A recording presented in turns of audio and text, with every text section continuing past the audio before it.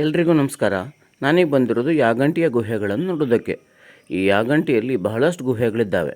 ಬ್ರಹ್ಮ, ವಿಷ್ಣು, ಮಹೇಶ್ವರ ಗುಹೆಗಳಿದ್ದಾವೆ. ಇಲ್ಲಿ ಮಹೇಶ್ವರ ಅಥವಾ ಶಿವನ ಗುಹೆಯನ್ನು ಅಗಸ್ತ್ಯ ಗುಹೆ ಅಂತ ಕೂಡ ಕರೀತಾರೆ. ಅಗಸ್ತ್ಯ ಮಹರ್ಷಿಗಳು ತಪಸ್ಸು ಮಾಡಿರುವ ಸ್ಥಳ. ಇದನ್ನು ನೋಡೋಣ ಬನ್ನಿ. ಮೆಟ್ಲುಗಳನ್ನು ಏರ್ತಾ ಹೋಗಬೇಕು. ಕೆಲವು ಗುಹೆಗಳಿಗೆ ಹೋಗುವಾಗ 400-450 ಮೆಟ್ಟುಗಳನ್ನು ಏರಬೇಕು.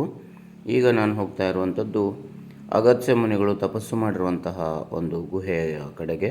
ಅಲ್ಲಿ ಶಿವನನ್ನು ಪೂಜೆ ಮಾಡಲಾಗ್ತದೆ. ಅಗಸ್ತ್ಯ ಮುನಿಗಳು ಅಲ್ಲಿ ಶಿವನನ್ನು ಪ್ರತಿಷ್ಠಾಪನೆ ಮಾಡಿದ್ರು.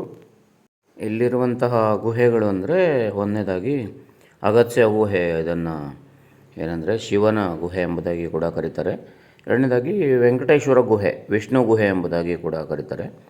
ಮೂರನೇದಾಗಿ ವೀರಬ್ರಹ್ಮೇಂದ್ರ ಸ್ವಾಮಿಗಳ ಗುಹೆ, ಆದ್ದರಿಂದ ಅದನ್ನು ಬ್ರಹ್ಮ ಗುಹೆ ಅಂತ ಕೂಡ ಕರೆಯುವಂಥದ್ದು ವಾಡಿಕೆ ಇದೆ. ಅಲ್ಲಿ ಶಿವನನ್ನು ಪೂಜೆ ಮಾಡಲಾಗ್ತದೆ. ನಾವೀಗ ಅಗಸ್ತ್ಯ ಮುನಿಗಳು ತಪಸ್ಸನ್ನು ಮಾಡಿರುವಂತಹ ಗುಹೆಯ ಕಡೆಗೆ ಹೆಜ್ಜೆಯನ್ನು ಹಾಕ್ತಾ ಇದ್ದೇವೆ. ನೋಡಿ, ಮಳೆ ಕೂಡ ಬಿದ್ದಿರೋದ್ರಿಂದ ಇಲ್ಲಿ ತುಂಬ ಜಾರಿಕೆ ಕೂಡ ಇದೆ, ಜಾರ್ತಾ ಇದೆ. ಈ ಗುಹೆಯ ಒಳಭಾಗವನ್ನು ನಾವು ಪ್ರವೇಶ ಮಾಡ್ತಾ ಇದ್ದೇವೆ. ನೋಡಿ, ಗುಹೆಯ ಒಂದು ಒಳಭಾಗ ಈ ಥರ ಪ್ರವೇಶ ಇರ್ತದೆ. ಅದರ ಹೊರಗಿನ ಭಾಗದಲ್ಲಿ ಈ ಒಂದು ಶಿಲಾಬಂಡೆಗಳ ನಡುವಿನ ಭಾಗದಲ್ಲಿ ಇದಿದೆ. ನಾವೀಗ ಈ ಒಂದು ಅಗಸ್ತ್ಯ ಗುಹೆಯ ಒಳಭಾಗಕ್ಕೆ ಬಂದಿದ್ದೇವೆ. ಶಿವನನ್ನು ಪೂಜಿಸ್ತಾರೆ, ಶಿವ ಗುಹೆ ಅಂತ ಕೂಡ ನಾವು ಕರೀಬಹುದು.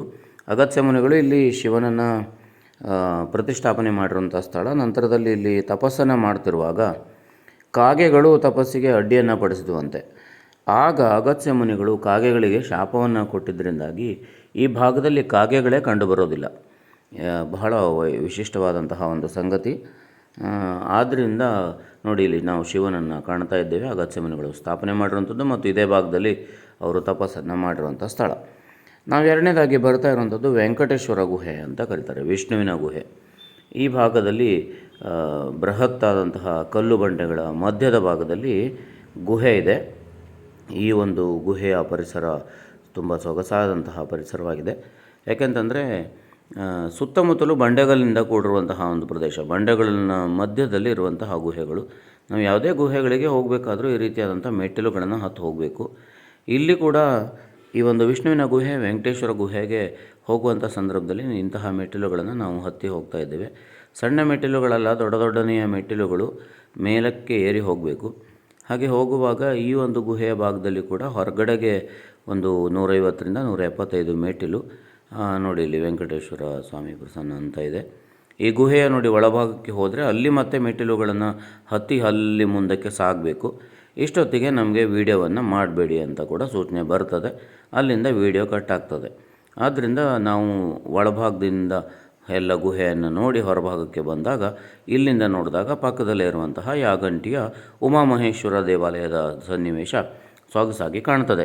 ನಾವೀಗ ಮೂರನೇದಾಗಿ ಹೋಗ್ತಾ ಇರುವಂಥದ್ದು ವೀರಬ್ರಹ್ಮೇಂದ್ರ ಸ್ವಾಮಿ ಗುಹೆಗೆ.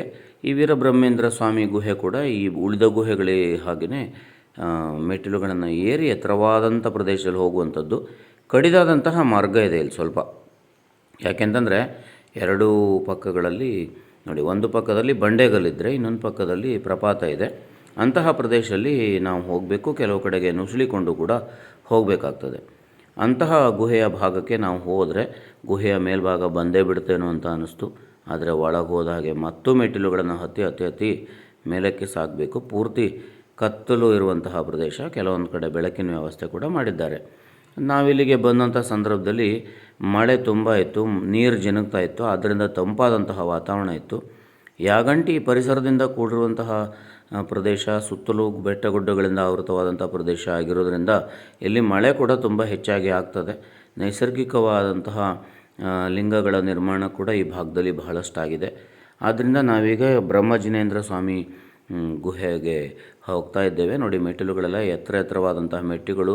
ಸುಲಭವಾಗಿ ಅವುಗಳನ್ನು ಏರಲಿಕ್ಕೆ ಆಗೋದಿಲ್ಲ, ಸ್ವಲ್ಪ ಕಷ್ಟಪಡಬೇಕಾಗ್ತದೆ. ಆದರೆ ಈ ಗುಹೆಗೂ ಬರಬೇಕಾದ್ರೂ ನಾವು ಒಂದು 400 ಮೆಟ್ಟಿಲುಗಳಷ್ಟು ಹತ್ತಬೇಕಾಗ್ತದೆ.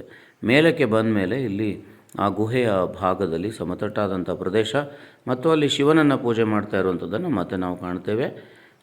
ಆದ್ದರಿಂದ ಈ ಗುಹೆಯ ಭಾಗದಲ್ಲಿ ಕೂಡ ಎರಡು ಕಡೆಗಳಲ್ಲಿ ಶಿವಲಿಂಗ ಇದೆ. ಎಲ್ಲರೂ ಕೂಡ ಇಲ್ಲಿ ಪೂಜೆ ಮಾಡಲಿಕ್ಕೆ ಕೂಡ ಬರ್ತಾರೆ. ಧಾರ್ಮಿಕವಾಗಿ ತುಂಬ ಒಂದು ಪ್ರಸಿದ್ಧಿಯನ್ನು ಪಡೆದಿರುವಂತಹ ಸ್ಥಳ ಕೂಡ ಹೌದು.